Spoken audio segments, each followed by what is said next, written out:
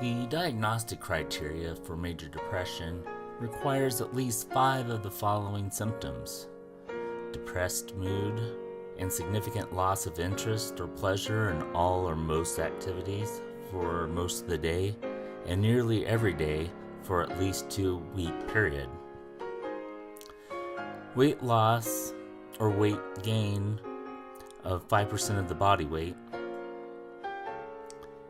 Hypersomnia nearly every day, or insomnia nearly every day.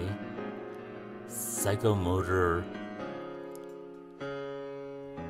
agitation or retardation nearly every day. It may be observed by others, not merely subjective feelings of restlessness or being slowed down.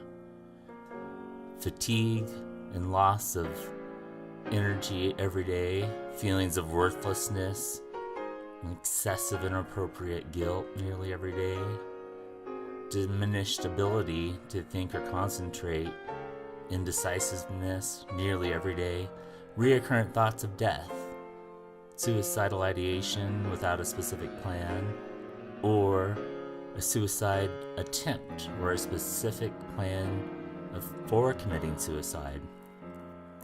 The symptoms cause clinically significant distress or impairment in social, occupational, or other important areas. The episode is not attributed to substances, mania, or hypomania. The general population of the United States and Western Europe has a 10 to 20% lifetime prevalence rate of having major depression. There is a 50% chance of having another depressive episode after your first one has resolved. Higher risks of medical illnesses as well as higher risks of suicide are the worst outcomes of major depression.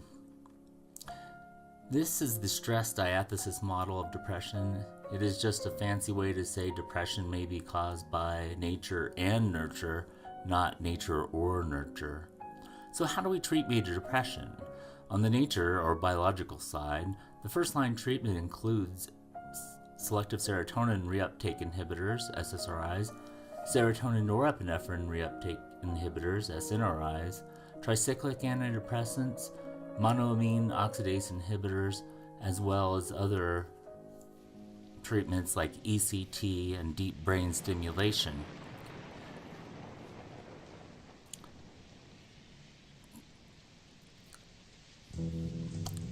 So what are the other alternatives to medications? Therapy is combined with antidepressant medication.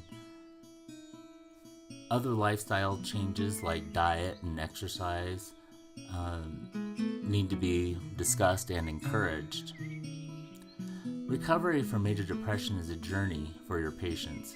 You can help guide them along the way to recovery by understanding how to diagnose and treat major depression. Medications are a tool to help the patient on the path of recovery, but the patient's effort and a positive support network is needed as well. I thank you for the time to review this lesson. Links to extra resources will follow.